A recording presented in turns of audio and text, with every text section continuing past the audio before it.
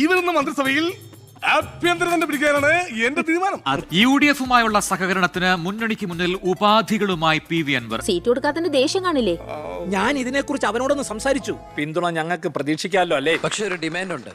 UDF-ന് അധികാരം ലഭിച്ചാൽ ആഭ്യന്തരമന്ത്രി സ്ഥാനവും വനം വകുപ്പും നൽകണമെന്ന PV അൻവറിന്റെ ആവശ്യമാണ് രാഷ്ട്രീയ കൗതുകമായത്. നമുക്ക് ഇവിടെ ഭരിക്കാൻ പറ്റുമെന്ന് വരെ തീരുമാനമായിട്ടില്ല. അതെന്റെ രാഷ്ട്രീയ തന്ത്രം. ഇൻട്രസ്റ്റിലി പറയണം. വേണ്ട, അങ്ങനെ പറയരുത്. നീ ഇങ്ങനെ കാണിക്കരുത്.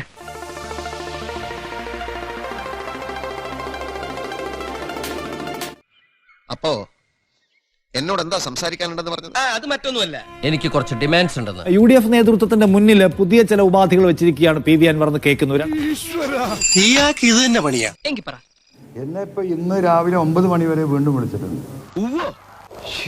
വളരെ ഉത്തരവാദിത്തപ്പെട്ടവര്. അവര് ഞാൻ മുന്നോട്ട് വെച്ച ചില ഓഫറുകൾ തന്നിട്ടുണ്ട്. ഞാൻ എന്തൊക്കെ തന്റെ ഡിമാൻഡ്സ് കേക്കട്ടെ? ഞാൻ അവരുടെ ഒറ്റ കാര്യം പറഞ്ഞുള്ളൂ.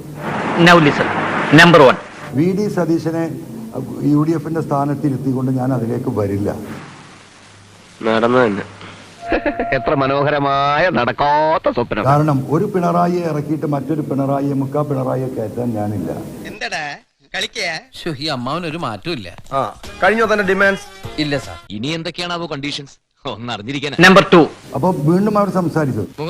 ഇയാൾക്ക് എന്താ വേണ്ടേ? എനിക്കറിഞ്ഞൂടാ. സംസാരിച്ചപ്പോൾ ഞാൻ ചോദിച്ചു, ഇനി അങ്ങനെയൊക്കെ ആണെന്നുണ്ടെങ്കിൽ നിങ്ങൾ ഒരു പണി ചെയ്യാം, മുഖ്യമന്ത്രി പദം ഏതായാലും നിങ്ങൾ തരില്ല. അപ്പൊ നമ്പർ 1 പൊളിഞ്ഞു. നിന്റെ ഓരോ കളികളെ. ആഭ്യന്തര വകുപ്പും ഫോറസ്റ്റ് വകുപ്പും ഹോം മിനിസ്റ്റർ ആകാനോ? അത് നടപ്പില്ല.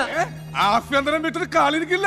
ആഭ്യന്തര വകുപ്പും ഫോറസ്റ്റ് വകുപ്പും 26-ലെ തെരഞ്ഞെടുപ്പിൽ നിങ്ങൾ തരാൻ അഗ്രിമെന്റ് ആക്കി പബ്ലിക്കായി പറയുകയാണെങ്കിൽ തീരുമാനം പറഞ്ഞില്ല. വേണ്ട, നീ ഇങ്ങനെ കാണിക്കരുത്. 26-ൽ ഈ UDF ഗവൺമെന്റിനെ അധികാരത്തിൽ എത്തിക്കാനുള്ള മുന്നണി പടയാളിയായിട്ട് ഞാൻ ഉണ്ടാകും. എന്താ ഇപ്പൊ വലിയ സന്തോഷം? ഇത് രണ്ടും നടക്കാൻ പോകുന്നില്ല.